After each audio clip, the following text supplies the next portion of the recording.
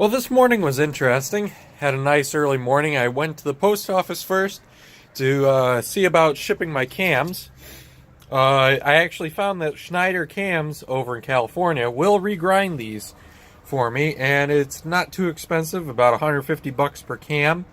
I figure I'm going to have both of these done. That way I've got two good cams. If I ever rebuild the motor that's currently in the car, the Series 3 motor, I'll have a good one to put in there. And if I don't, well, I can always sell it on and get a little money back for it. From there, I also went down to the machine shop where I got my flywheel back. Now, that's goo that I sprayed on there to keep this thing from rusting while I've got it out, while I'm waiting to get it all rebuilt. But, oh, what a lovely job they did. Got it nice and skimmed. They even painted the thing black for me on the non-contact surfaces. Very happy with that. Also got this crank back. This is the later crank that I was planning on converting my motor to. Now, I've actually found a guy and been talking to him, made friends with him. He's actually got the bearings for my early crank, and so I've got a cheaper source for those bearings, and I'd like to keep it original if possible. I was only going to convert to this crank in order to save money on the bearing shells. Because these later crank pins, they've made these bearing shells all the way up through the 80s, and they're still making them. So it's like 25 bucks for a full set. My early ones, it's like 200 bucks for a full set sand and going price. For that change, and since I already had this crank, that basically covers the cost of getting new connecting rods. And yeah, I figured why not. And then if I rebuild it again in the future, I've also got oversized bearings available and a lot cheaper. But since I found a source for the early bearings that shouldn't be too expensive, I'm going to keep the early crank and I'm going to hold on to this one. They cleaned and de-rusted this one. Checked it. There's no cracks in it. It's good and straight. So I'm going to hold on to this as it is. I've got the goo on there too. Keep it from rusting. And I'm going to hold on to this one in case I rebuild the motor in the future and basically do the swap at a later date. So now that I'm back home, the order of business today is to dodge any thunderstorms rolling in on the horizon. It's supposedly a 100% chance of rain right now. We had some nasty ones come through earlier today. But it's clear right now and nice and warm. So the goal right now is to dodge thunderstorms, get the seat box and the floor out, and see if I can't pull a transmission off today. Really hope that I can get that done and then get it opened up. Would love to be able to get it opened up today, but I'm not holding out my hopes for that. If I can, survey the carnage. So first things first, I'm going to go get an oil pan and start draining the oil out of this. Well, now I'm under the car. I'm about to start draining the oil. I've got the bung on the bottom of the transmission loose. Now, goal here is to try and get as much in this bottle as possible and as little in the pan as possible, but I am going to pull it off first. Well, maybe I could pull it off with that underneath and then just adjust it. Yeah, I think that's what I'll do. How much you want to bet they're going to be chunks? And how much you want to bet that I get it all over myself? No chunks, didn't hear nothing. And that is going up quite quickly in that bottle. A little bit of glitter in there. Nothing too bad, I'll look at that later. Well, I'm going to go pop the cap off the top of the transmission and hopefully I'll increase the flow a little bit. Being a Series 2 box, this has this nice little cap here. And if I pop that off, ideally that breaks the suction in there. Wonder if I can see anything down there. Let's just check the bottom first though.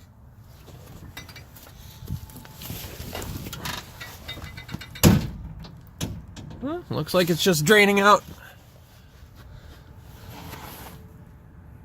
All fine by itself. Wonder why it's doing that weird shape. Well, I've had this floor out so many times, it literally takes like about 5 minutes to get all the bolts out. So now it's just a matter of pulling all the pieces out and then starting to work on undoing all these piddly little bolts that hold the seat box in.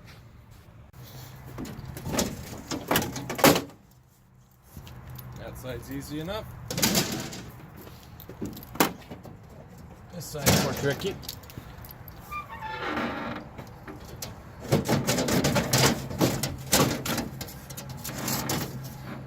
But still comes up.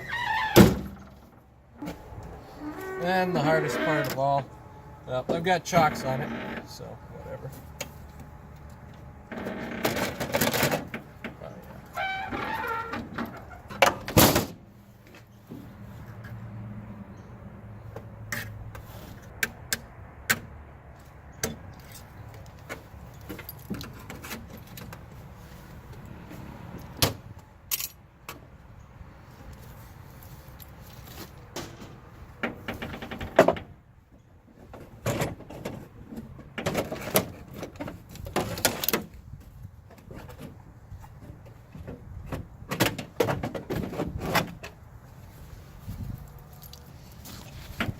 And there you go.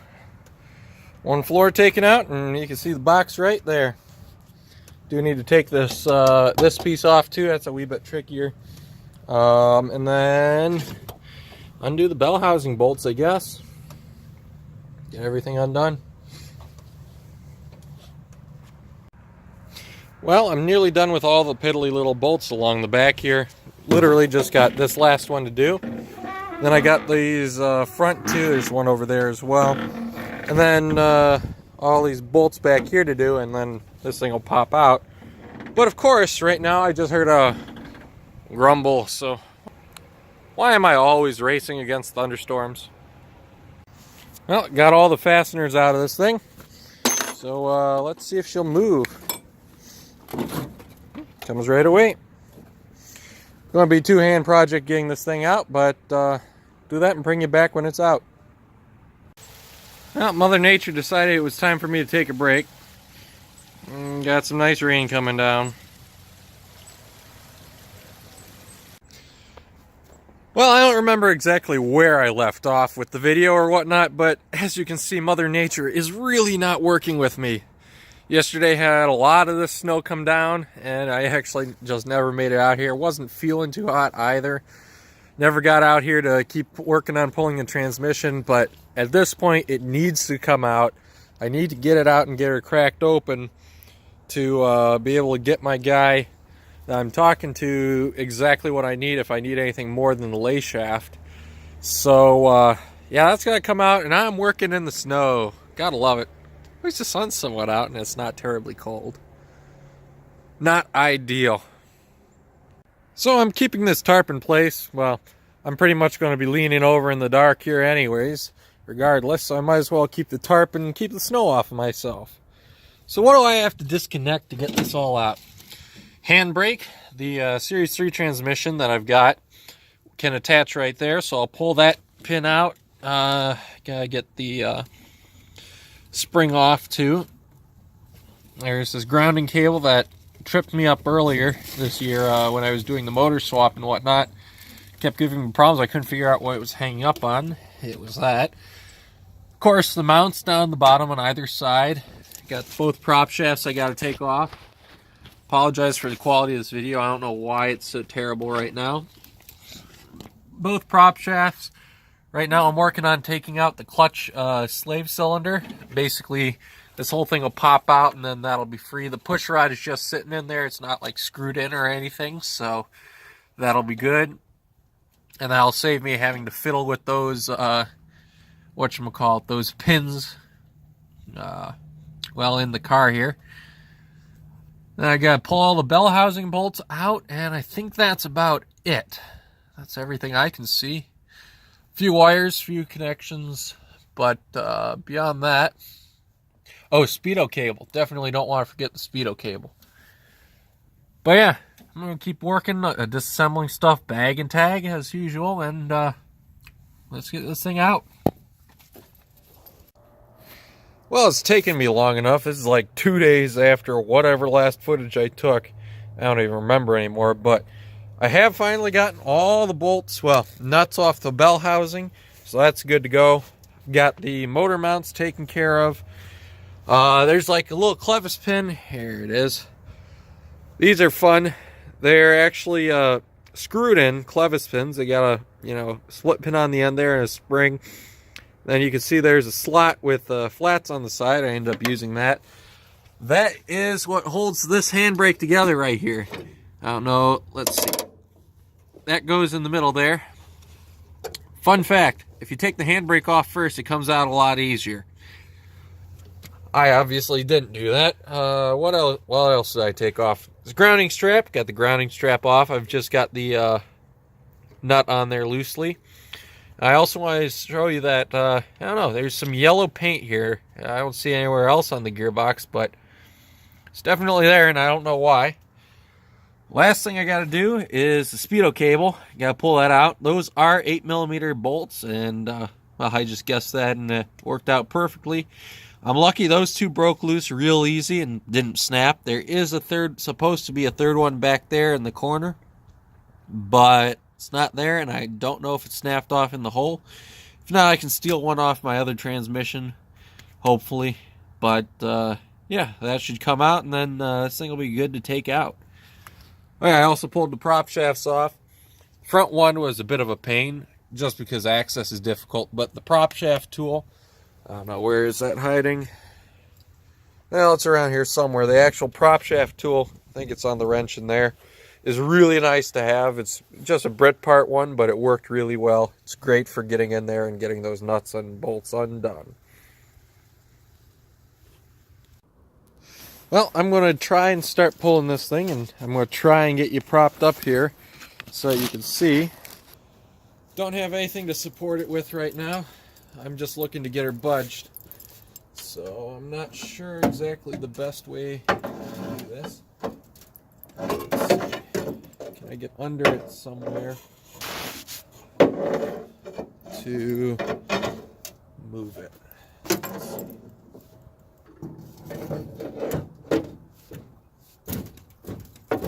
That shifted it.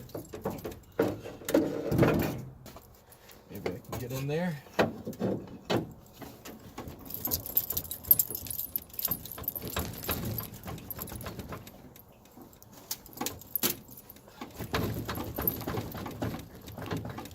I got all the mounts loose, and I know I've got, I can see it coming loose over there.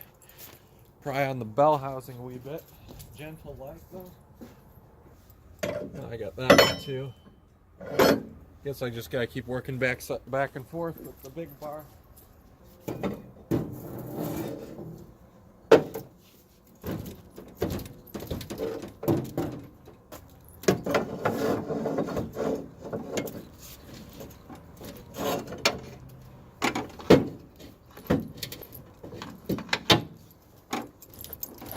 There, just sliding right out.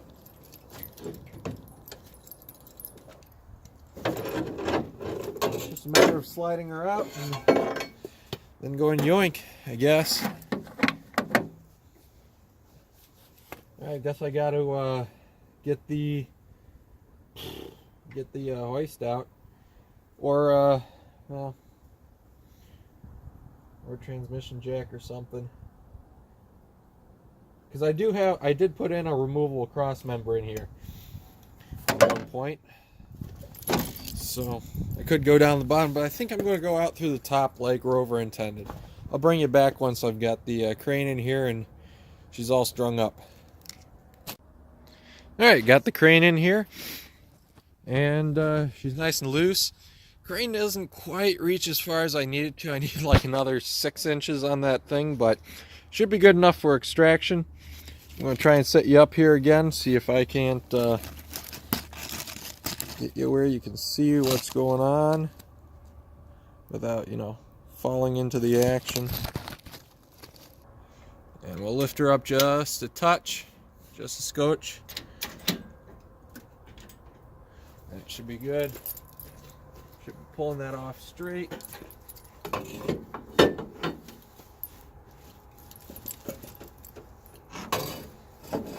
Maybe a little bit higher.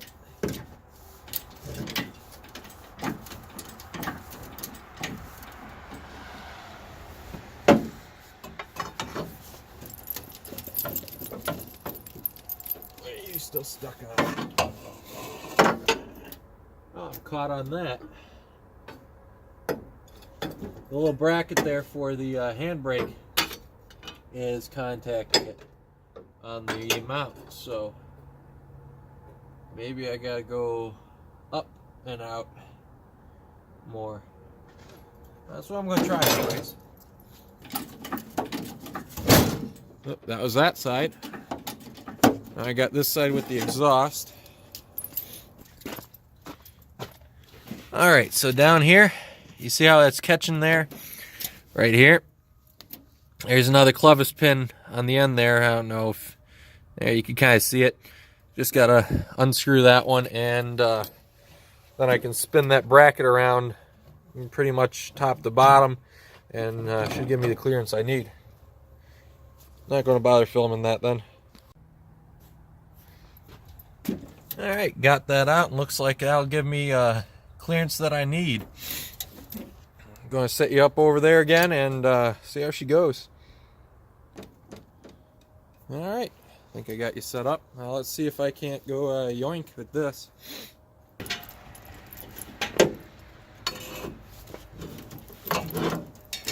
There we go. Yeah, that was the problem.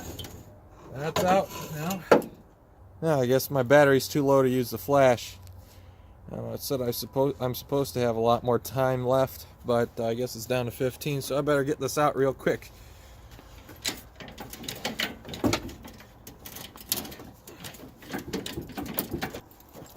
Cord's out of the way. Yeah. Of course, now it's catching on the exhaust and the handbrake lever.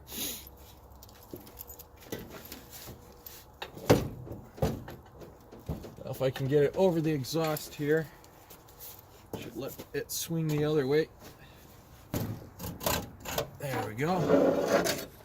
Should give me enough to swing it the other way. Like that.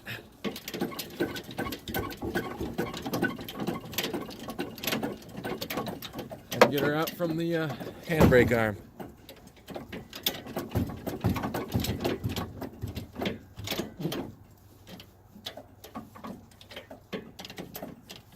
Alright, what's up with this? Why am I not pumping anymore?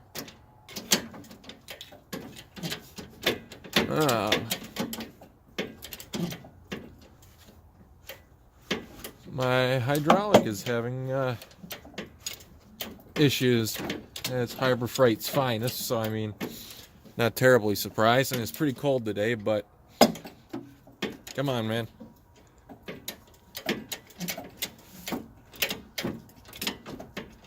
But of course, when would it break down on me? When I don't need it? I'm only getting like a quarter of a pump each pump. That's enough. I can manhandle this thing out now. There's no good way for me to set you up right now, so I guess I'll just leave you close to as you were. Sorry for the glare.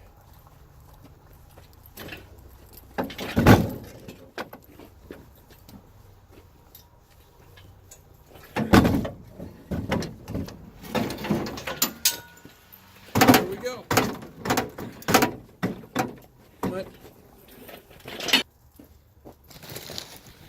there's my clutch.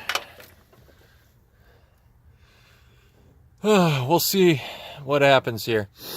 May not end up keeping this clutch, and I might stick Series 3 in there with the Series 3 clutch plate, but I need a release bearing for that. And I need to figure out the piping, if that would even work. If I've got the right stuff to make that happen, I don't know. We'll see. We'll see how things go.